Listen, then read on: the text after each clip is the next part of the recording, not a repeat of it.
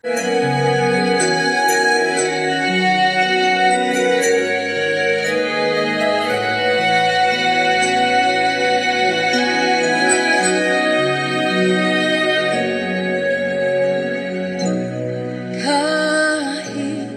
pilitin ko, puso ko'y maging matibay.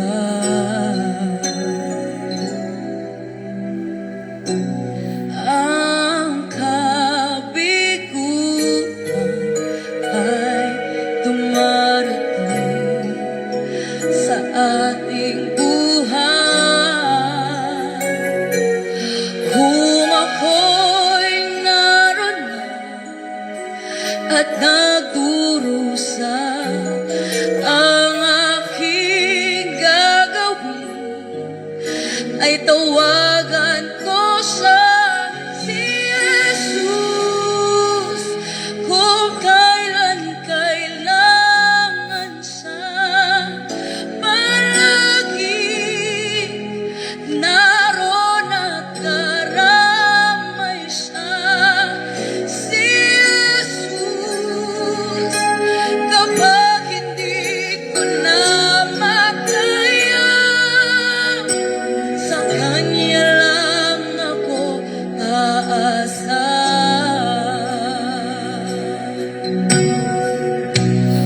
Kahit pilitin ko, puso ko'y maging matibay.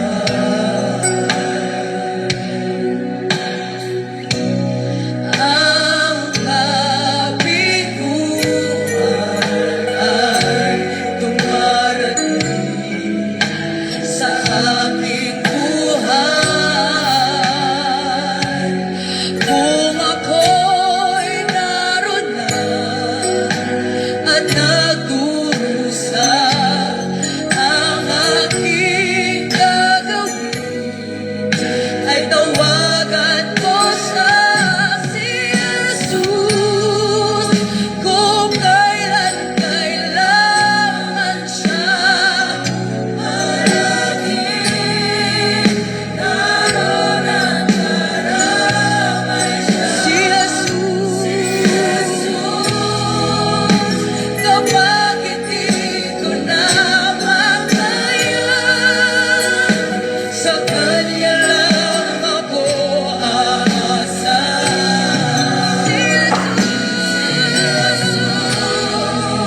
Kung kailan kailangan siya, siya'y palaging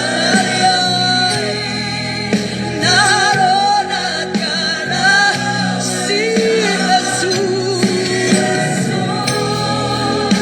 Kapag hindi ko na makaya, sa Kanya lang ako aasa.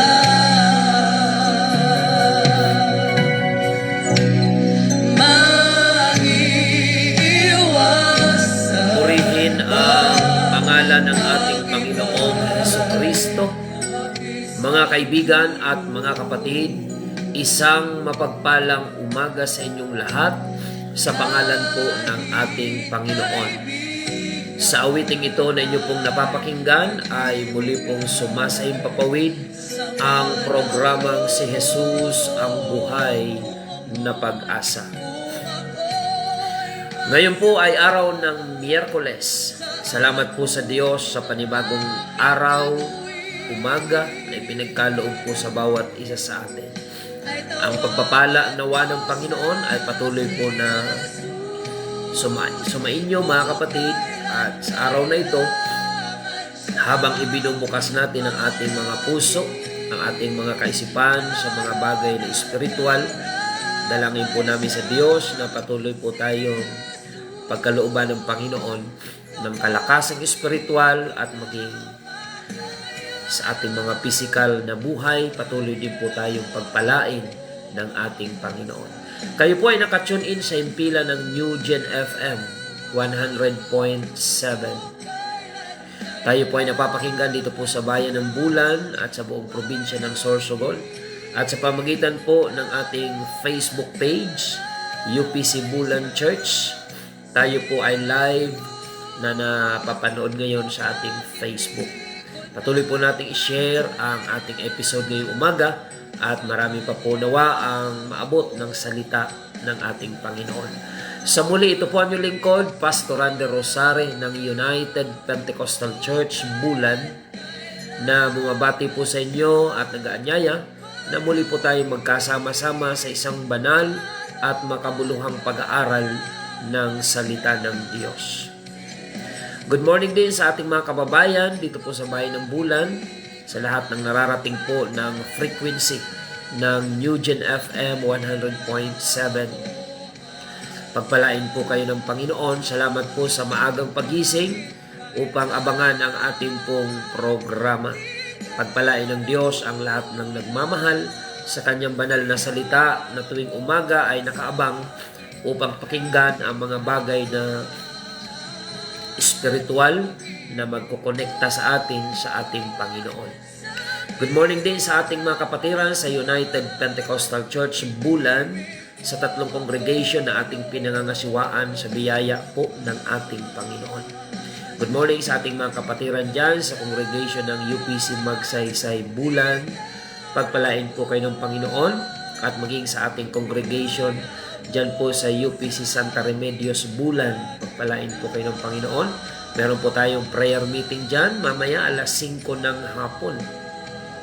At kasabay niyan, meron din tayong prayer meeting dito sa congregation ng UPC Iquirino Bulan. Magkahiwalay, magkasabay na prayer meeting mamayang alas 5 ng hapon. Sa mga kapatiran, patuloy po tayo na magsigasig sa paglilingkod sa Diyos sapagkat tayo ngayon ay nasa mga huling araw na. Ang mundo ay hindi na natin maunawaan kung ano ang magiging direksyon nito. Gayunpaman, mga kapatid, salamat sa Diyos sa kanyang mga pangako na ang mundong ito ay hindi natin permanenteng tahanan. This world is not our home. We are just passing through. Our destination eternally is in heaven, na kung saan inihahanda ng Panginoon ang lugar na kanyang paglalagyan sa mga maglilingkod ng tapat sa Kanya hanggang sa huli. Purihin ang Diyos, mga kapatid, at salamat sa ating Panginoon sa patuloy po na pagtawag niya ng mga taong maglilingkod sa Kanya at nagiging kasangkapan po ang programang ito upang marami ang tumugon sa panawagan ng Panginoon sa kaligtasan. Good morning kay Brother Julio Guelas and Sister Pam, watching right now dyan po sa Villa Las Palmas. Pagpalain kayo ng Panginoon. At sa lahat ng ating mga viewers online, medyo limited yung ating time. Hindi ko man po kayo maisa-isa. Pagpalain po kayo ng Panginoon at patuloy po nating i-share yung ating episode ngayong umaga at marami pa ang mapagpala at maabot ng salita ng ating Panginoon. Another schedule for baptism mamaya po, mga kapatid. Kung nung nakaraang linggo ay meron pong 7 na nagpabautismo sa pangalan ng ating Panginoong Heso Kristo. Mamaya alas 3 hanggang alas 4 ng hapon ay may kasunod na batch ng magpapabautismo. Kaya dito po sa aming tahanan ay magkita-kita po tayo mamaya. Yung mga listener natin sa radio na nagpapasya ng tanggapin ang bautismo sa pangalan ng ating Panginoon, mamaya po alas 3 ng hapon dito po sa aming tahanan sa Barangay Iquirino Bulan ay sama-sama po tayo sa ating pong schedule for baptism.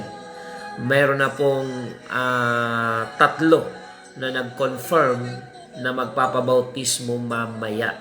So mga kapatid, kung may mga nakikinig ngayon na marahil hindi ko pa kayo personally na-meet o kakilala, kung kayo po ay regular nang nakasubaybay sa programang ito dito sa Bayan ng Bulan at naunawaan nyo na yung importance of baptism, you are free, mga kapatid, na mag-decide Mamaya po magkita-kita tayo dito sa aming tahanan sa boundary ng Barangay Pulot at Iquirino.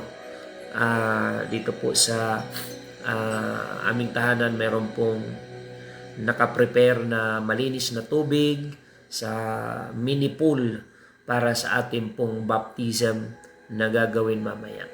Purihin ang Panginoon. At doon sa 7 na nabaptized last Sunday, welcome to the kingdom of God and enjoy your privilege to serve the Lord, our Lord Jesus Christ.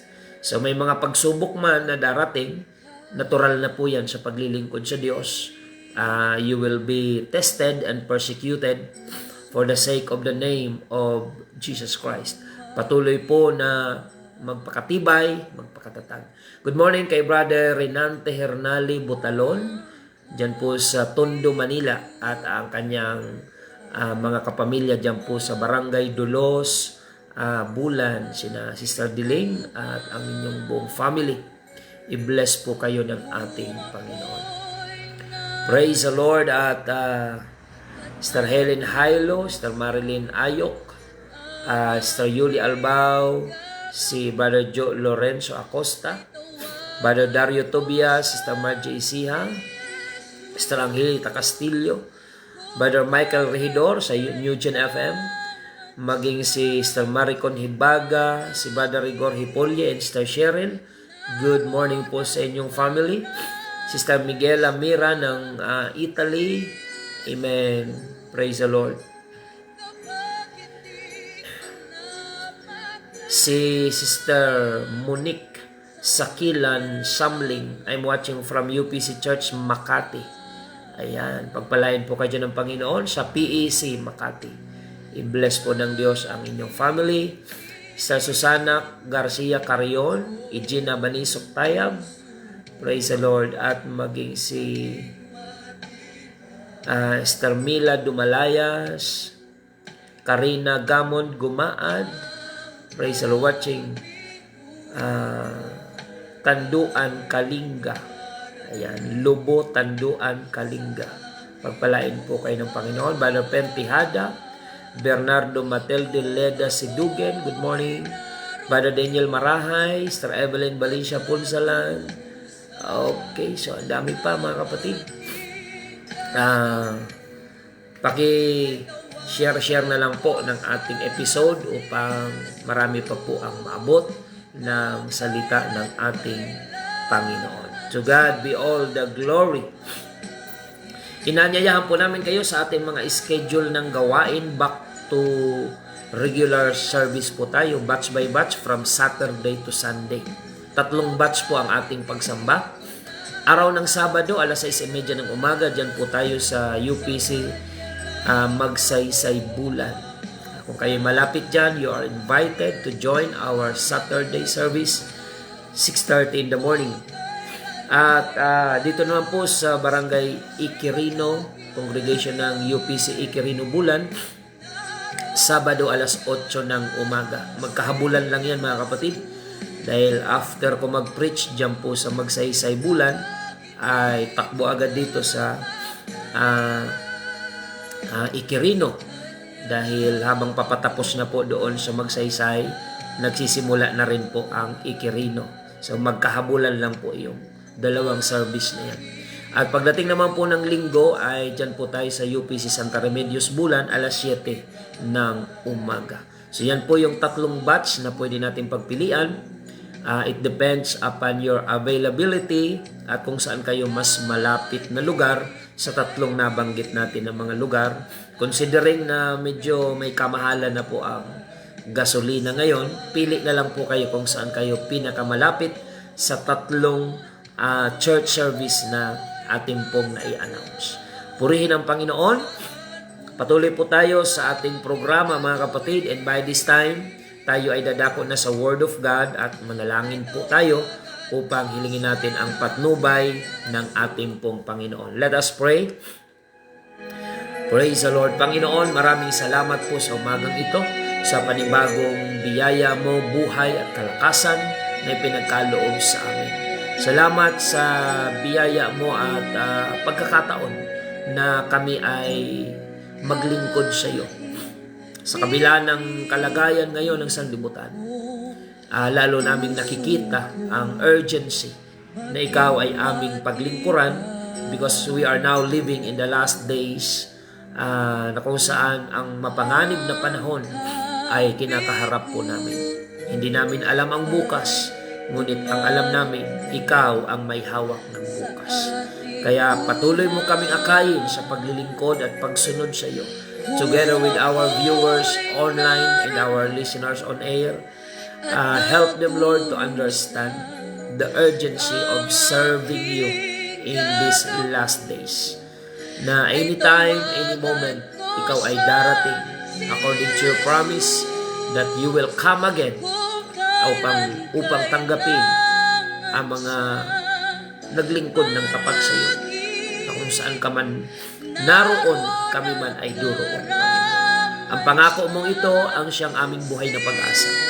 Kung kaya't anuman ang maging kalagayan ng sanlibutan ito, our hope is not in this world, but in you, in your promises, Panginoon. Kami may pag-asa at may katiyakan. Salamat, Panginoon. I-bless mo po ang mga nakikinig ngayon, ang mga nagsishare ng episode na ito sa kanilang mga Facebook friends and loved ones. Bless them, O God. At yung mga may karamdamang taglay, pagkalooban mo po ng kagalingan sa mga sandaling ito.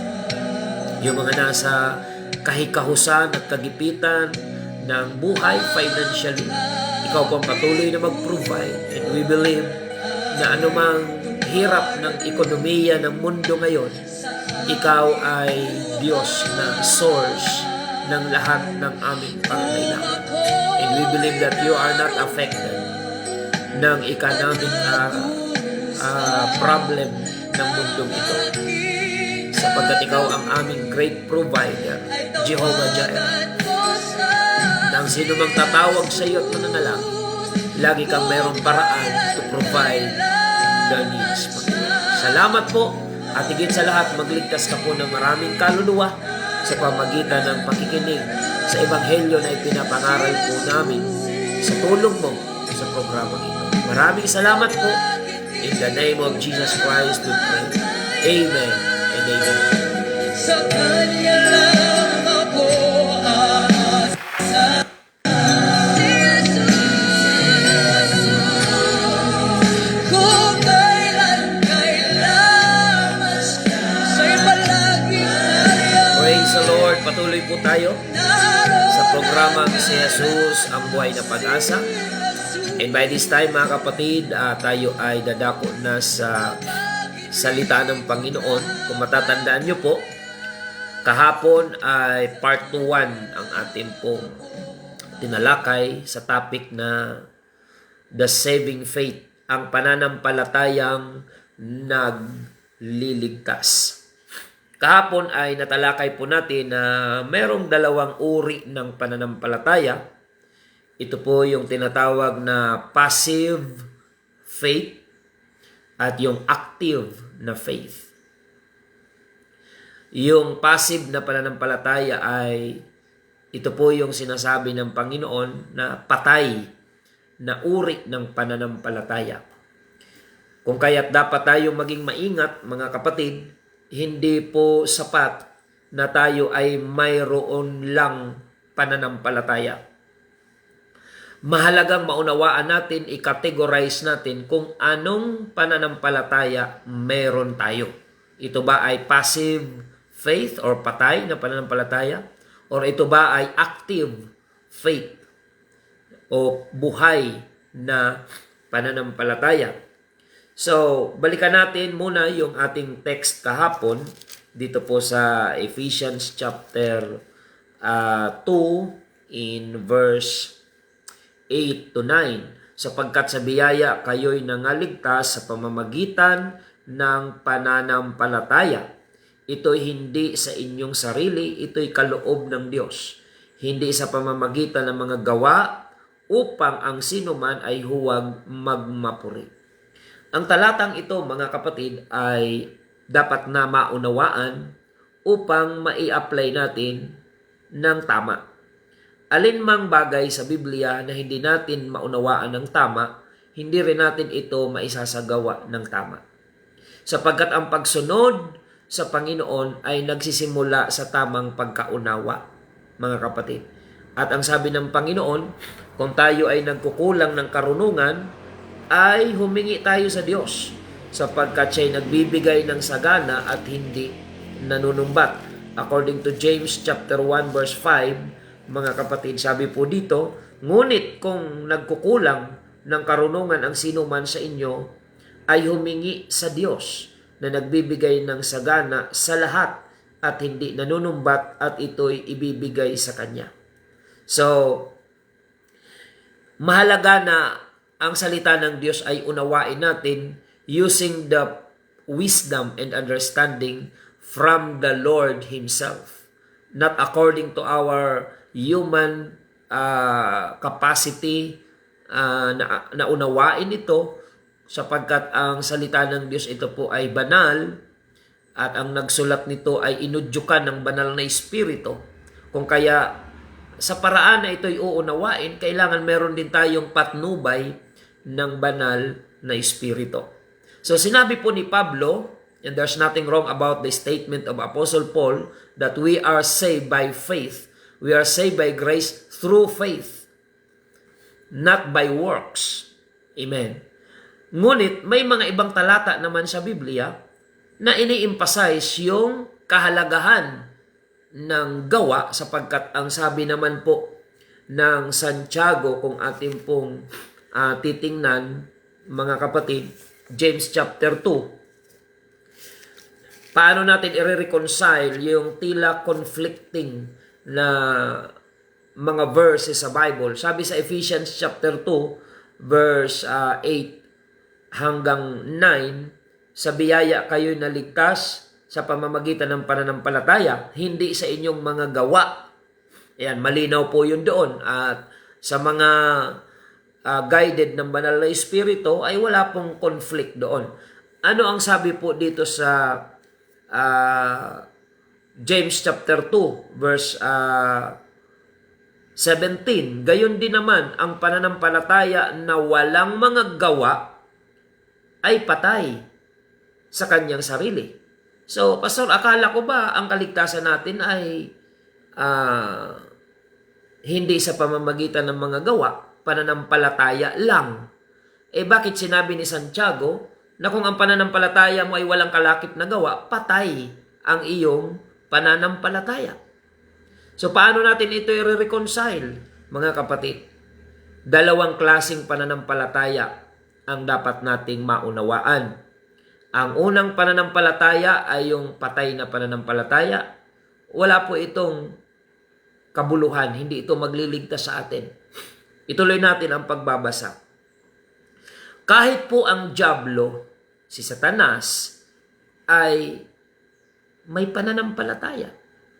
Kaya doon sa mga nagtuturo na manampalataya ka lang, wala nang iba, manampalataya ka lang, ay maliligtas ka o ligtas ka na. Medyo confusing po yan. Dahil paano natin ipapaliwanag itong verse na sinasabi ng James 2:19. Sabi po dito, ikaw ay sumasampalataya na ang Diyos ay iisa, mabuti ang iyong ginagawa. Ang mga demonyo man ay nagsisisampalataya at nagsisipanginig. Napansin nyo ba, mga kababayan, na ang demonyo daw, ang mga demonyo ay sumasampalataya? So kung sususugan natin yung argumento ng ibang nagtuturo na manampalataya lang daw, wala nang iba, walang gawa, walang pagsunod, walang repentance, ligtas na ang tao, manampalataya lang. Hindi po natin kini-question yung pananampalataya. Dapat na ang tao ay may pananampalataya. Subalit, anong klaseng pananampalataya ba mayroon ang tao?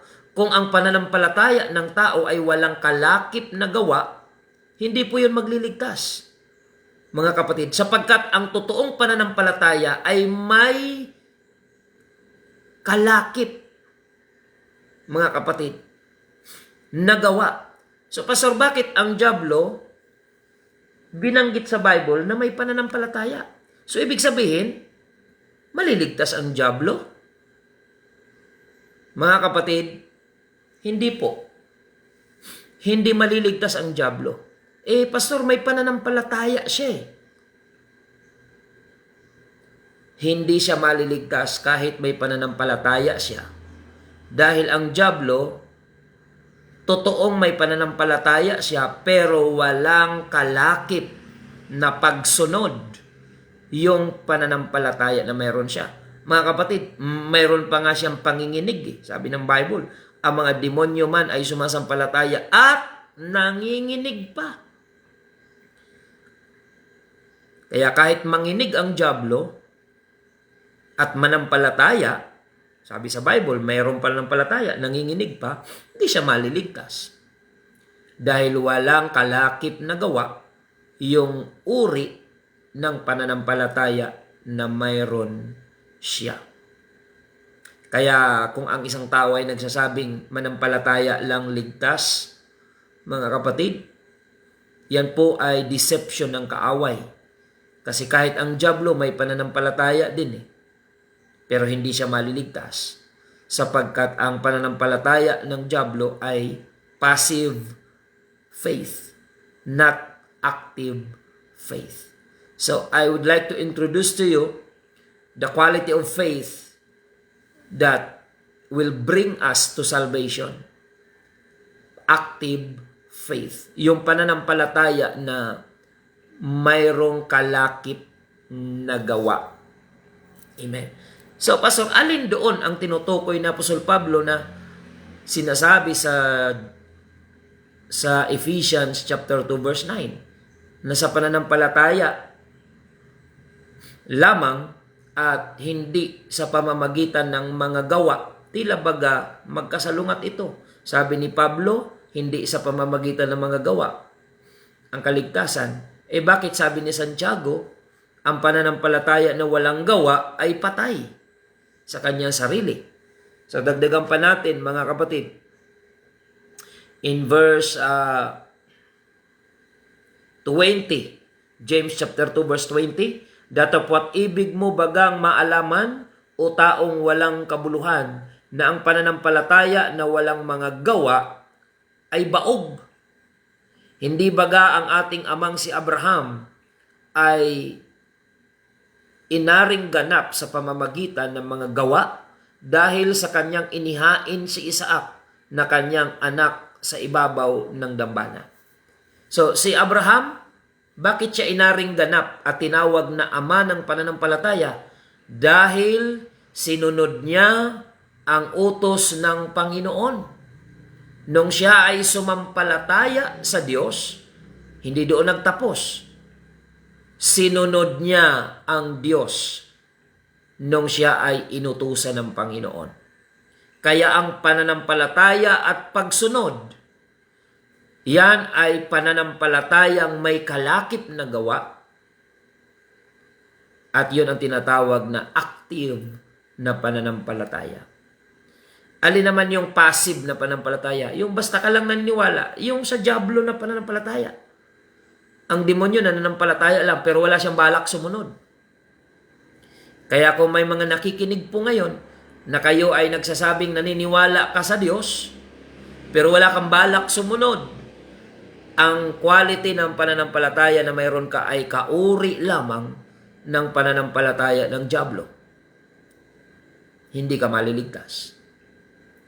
Kailangan yung quality ng iyong pananampalataya ay lagpasan natin yung pananampalataya na mayroon ang dyablo. Kasi yung pananampalataya na mayroon ang dyablo ay hindi po yun magdadala sa kaligtasan. Kasi yun po ay patay na pananampalataya. Wala siyang balak sumunod. Maraming mga tao ang ganon. Nagsasabing nananampalataya sila sa Diyos. Nagtutubod sa Diyos, sabi sa Bicol. Pero wala silang balak sumunod, mga kapatid. Yung pagsunod sa Diyos, iyon yung gawa na dapat mong ilalakip sa pananampalatayang pwedeng magligtas sa iyo. Alin naman yung mga gawa na hindi mo pwedeng ipagmalaki? Sabi doon sa Ephesians chapter 2 verse 9, hindi sa pamamagitan ng mga gawa upang ang sino man ay huwag magmapuri.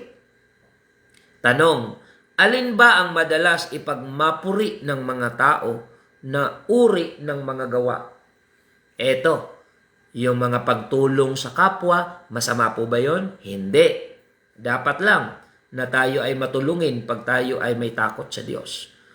Pero yung mga charitable na mga paggawa, hindi po yun valid when it comes to our salvation. It is good to help your neighbor, your family. It is good to help our kababayan in our capacity, mga kapatid. Dapat lang na tayo tumutulong.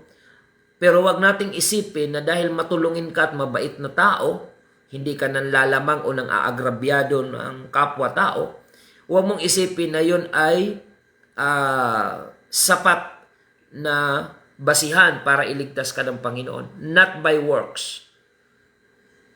Yung faith ay dapat lakipan ng gawa, hindi yung mga charitable works na madalas pinagmamapuri ng tao. Pastor, meron akong ganito, meron akong 50 scholar na tinutulungan. Pastor, meron akong mga pinapakain ng mga bata. Pastor, meron akong ganito. Yung madalas na pampabango ng mga politiko, lalo pag malapit na ang eleksyon, para alagaan ang kanilang tinatawag na reputation. Gumagawa sila ng mabuti, hindi dahil mabuting tao sila, kundi gusto nilang mag-build ng reputation to make it appear that they are good people, but deep inside their motive is personal interest, mga kapatid. So yan po yung delikado. Amen. If you're helping people and expecting something in return, hindi po yan kindness. Yan po ay business. Pag gumagawa ka raw ng mabuti sa kapwa dahil nag-expect ka ng kapalit, hindi po yan act of kindness. Yan po ay business. Namumuhunan ka. Ayan, balak mong tumakbo, ayun, nagpapa-charity ka, nagpapakain ka sa community, hindi masamang magpakain. Pero ang tanong, ano ang motibo mo sa paggawa ng mga bagay na yan? Kung ang motibo mo ay para may kapalit, na isang araw ikaw ay iluluklok sa pinag-aagawang upuan, mga kapatid, that's not an act of kindness. It's business. Di ba yung nagninegosyo, namumuhunan yun, nagpapaluwal yun. Expecting something in return. More than doon sa kanilang binitawang halaga ang babalik. Kaya nga ang gobyerno hindi nawawala ng korupsyon. Dahil namumuhunan yung mga politiko, gumagastos at binabawi nila yon kapag sila ay nakaluklok. So yung mga ganong pagtulong ay imbalido po yan sa harapan ng Panginoon kung tayo ay may inaasahang kapalit. So ano ba talaga yung gawa na dapat ay kalakip ng ating pagsampalataya sa Diyos upang tayo ay maligtas? Mga kapatid, ang sabi po ng aklat ng James or Ephesians chapter 4 verse 5, ganito po ang ating mababasa: isang Panginoon, isang pananampalataya, isang bautismo, isang Diyos at Ama ng lahat, na siyang sumasa ibabaw ng lahat at sumasa lahat at nasa lahat. Ngayon, pag-aralan natin, ano ba yung mga gawa na dapat ay kalakip upang maging active ang quality ng iyong pananampalataya.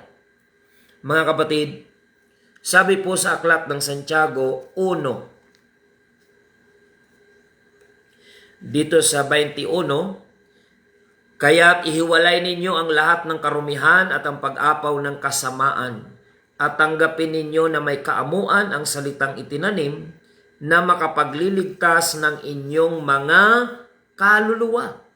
Datapwat maging tagatupad kayo ng salita at huwag tagapakinig lamang na inyong dinadaya ang inyong sarili.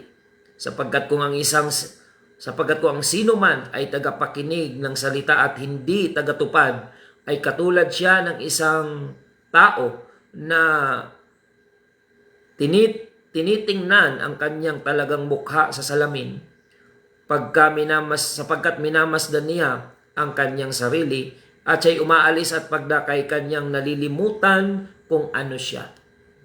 So, ang sabi ng Biblia, maging tagatupad, be ye doers of the word.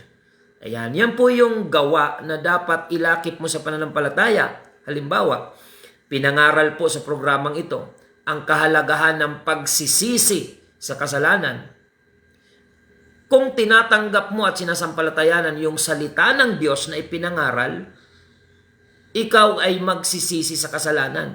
Kasi yun ang ipinapangaral. Kanino ba aral yung repentance? Aral ng Diyos yan. Mga kapatid, at inutos ba ng Diyos ang tao ay magsisi? Yes. Kahit may pananampalataya ang isang tao, kung wala siyang pagsisising tunay sa kanyang kasalanan, yung pananampalataya niya ay hindi aktibo, kundi patay na pananampalataya. Unang resulta na ang tao ay may tamang pananampalataya ay magkakaroon tayo ng tinatawag na true repentance, yung tunay na pagsisisi. At ito yung wala sa dyablo. Ang dyablo may pananampalataya pero wala siyang spirit of repentance. Ito yung gawa na dapat makita ng Panginoon sa isang taong nagsasabing siya ay may pananampalataya. May tunay na pagsisisi sa ating mga pagkakasala. Sapagkat kapag may pananampalataya ka ng tama sa Panginoon, you will realize kung gaano tayo nagkasala sa Panginoon at ang magiging initial na tugon natin the moment you realize yung pagiging makasalanan natin ay tayo ay magkakaroon ng conviction sa puso natin, and that conviction leads you to true repentance. Ikaw ay magkakaroon ng tunay na pagsisisi. So ang dyablo ba, kahit may pananampalataya, maliligtas? Hindi. Kasi nanampalataya man siya, nanginginig pa nga siya, pero wala siyang repentance. Ganon din ang tao. May pananampalataya ka ayon sa'yo. Pastor, ako'y sumasampalataya. Ang tanong, nagsisi ka sa iyong kasalanan? Kung hindi, kalibel lamang ng dyablo ang pananampalataya na mayroon ka. Ang dyablo ay sumasampalataya sa Diyos, pero hindi siya nagsisisi sa kasalanan. Ang tao na nagsasabing may pananampalataya sa Diyos, ngunit hindi nagsisisi sa kasalanan, katulad lamang ng pananampalataya ng dyablo, ang taglay niyang pananampalataya. Maliligtas ba yon? Hindi po. So ano pa yung mga gawang dapat ilalakip natin sa pananampalataya upang tayo ay maligtas? Take note, hindi po natin dinadagdagan ang pananampalataya. Wala pong plus, minus o ano mga kapatid pagdating sa kaligtasan. Ang tinuturo lang natin dito ay ang tamang pananampalataya. Ano yung mga ingredients ng tamang pananampalataya? You cannot have true faith without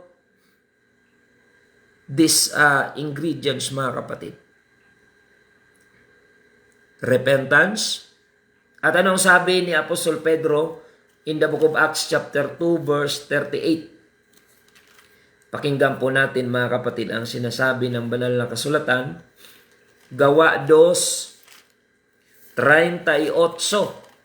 Sabi po ni Apostle Peter, "Then Peter said unto them, Repent and be baptized, every one of you in the name of Jesus Christ, for the remission of your sin, and ye shall receive the gift of the Holy Ghost." At sinabi sa kanya ni Pedro, "Mangagsisi kayo at mangagpabautismo ang bawat isa sa inyo sa pangalan ni Hesukristo sa ikapagpapatawad ng inyong mga kasalanan at tatanggapin ninyo ang kaloob ng Espiritu Santo." Tanong, kaya bang sundin ni Satanas ang Acts 2:38? Sagot, hindi po. Pastor, may pananampalataya ang dyablo. Yes, tama, may pananampalataya ang dyablo, James 2:19. Pero hindi siya maliligtas dahil hindi kaya ng dyablo na ipamuhay ang Acts 2:38. Ano ang sabi sa Acts 2:38? Repent and be baptized. No, hanggang ngayon, 25 years na ako sa ministry, wala pa pong nagpabautismong demonyo, mga kapatid. At wala rin naman akong balak bautismuhan. So bakit ang dyablo hindi maliligtas kahit may pananampalataya siya?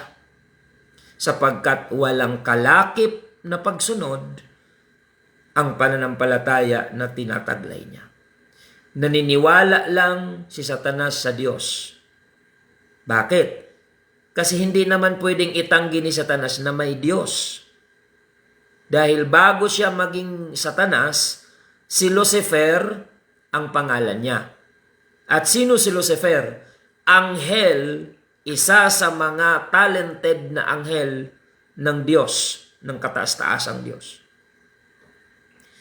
Kaya hindi pwedeng i-deny ni Satanas ang paniniwala na may Diyos. Kasi kaya nga siya narito sa lupa sapagkat inihulog siya ng Diyos dito sa lupa.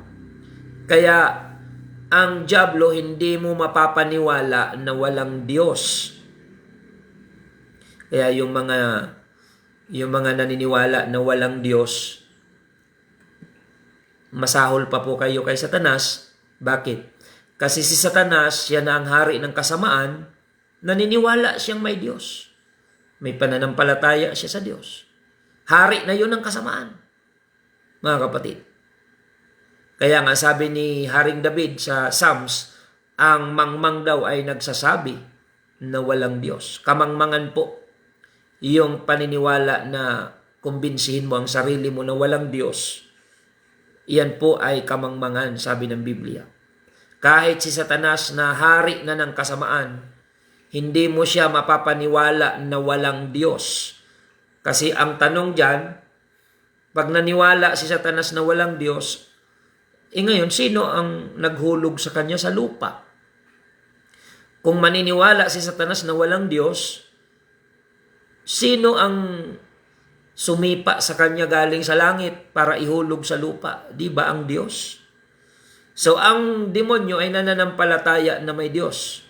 Pero hindi siya maliligtas dahil walang kalakip na pagsunod yung pananampalataya niya.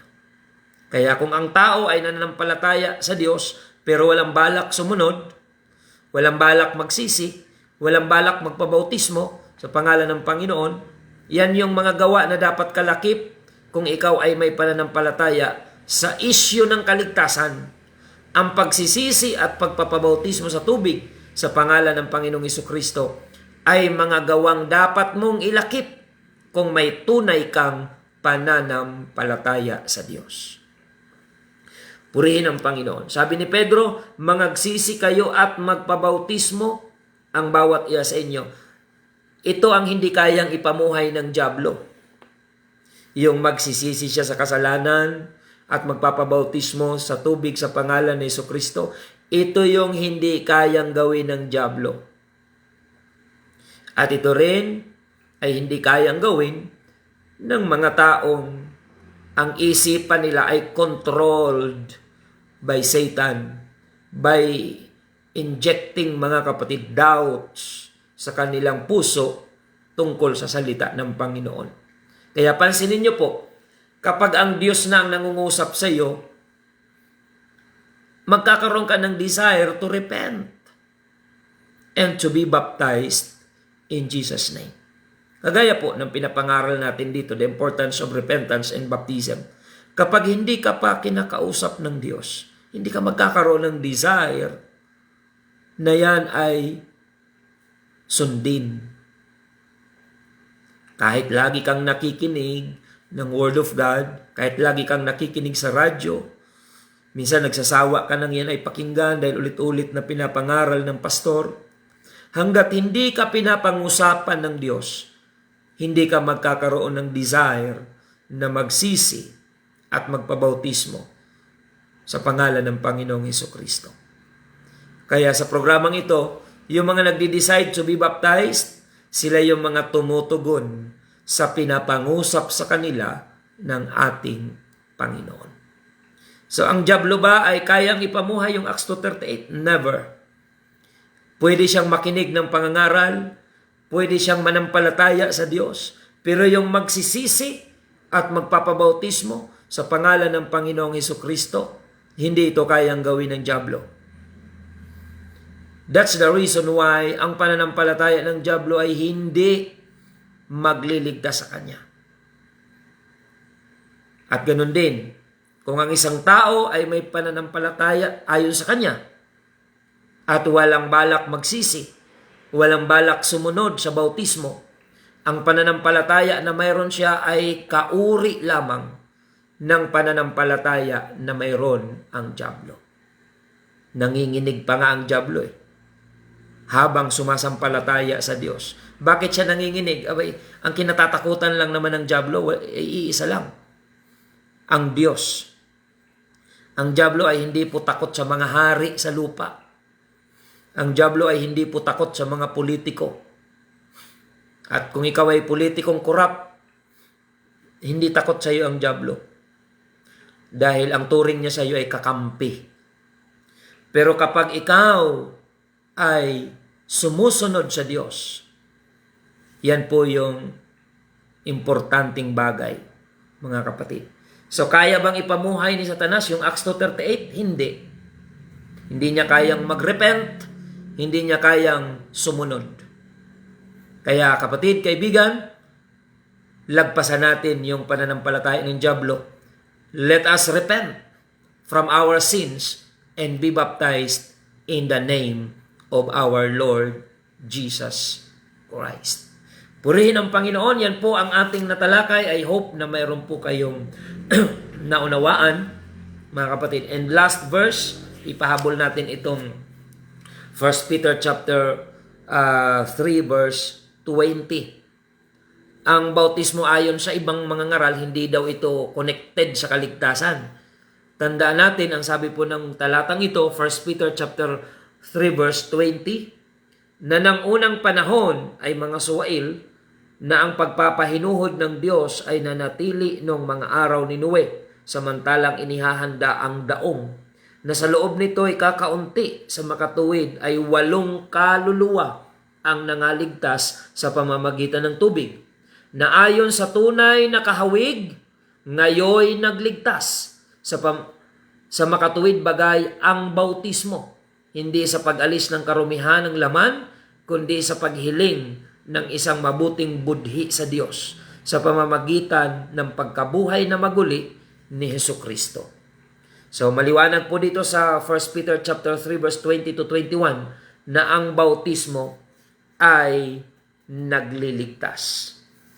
Kung ikaw ay may pananampalataya, magsisi ka sa iyong kasalanan at magpabautismo ka sa pangalan ng Panginoong Hesukristo upang mapatawad ang iyong kasalanan at tatanggapin mo ang kaloob ng banal na Espiritu.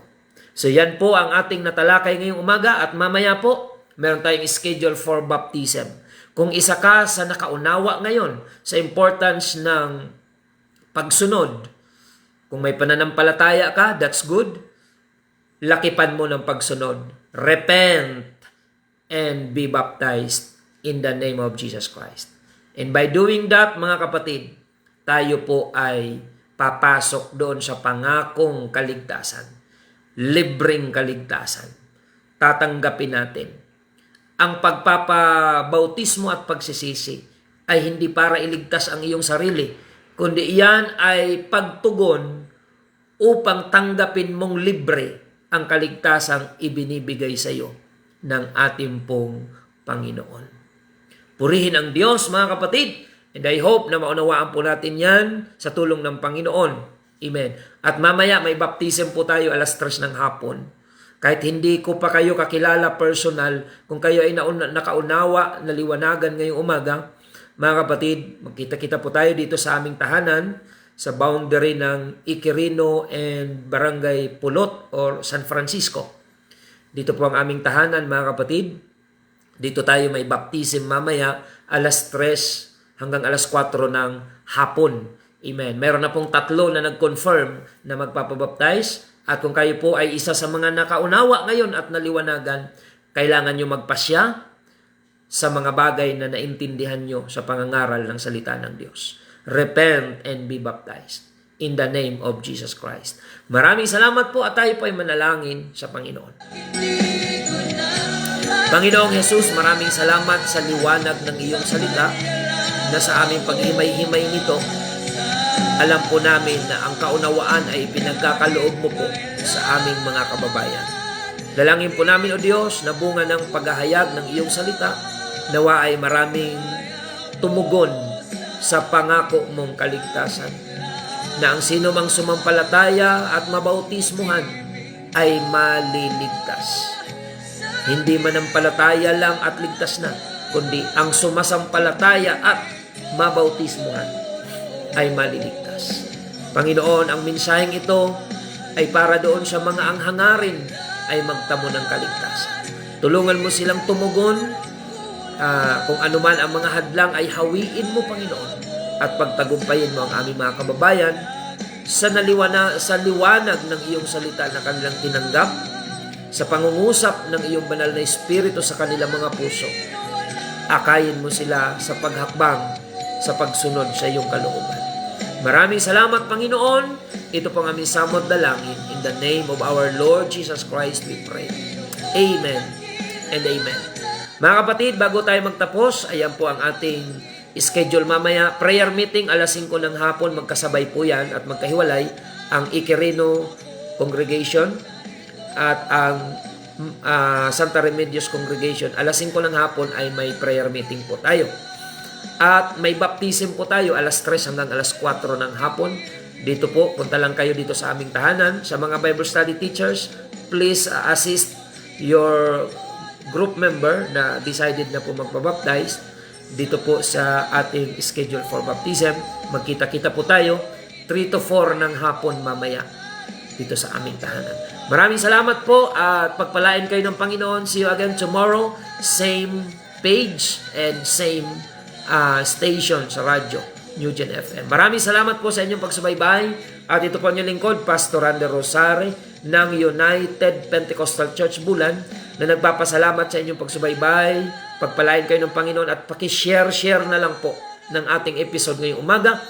At sumayin yung kapayapaan ng Panginoon. Pastor Ander Rosare po ng United Pentecostal Church Bulan na nagpapasalamat sa inyong pagsubaybay at lagi nating tandaan, tanging si Jesus lamang po ang ating buhay na pag-asa. Sa akin walang hanggan, inibig mo ako noon, Ama.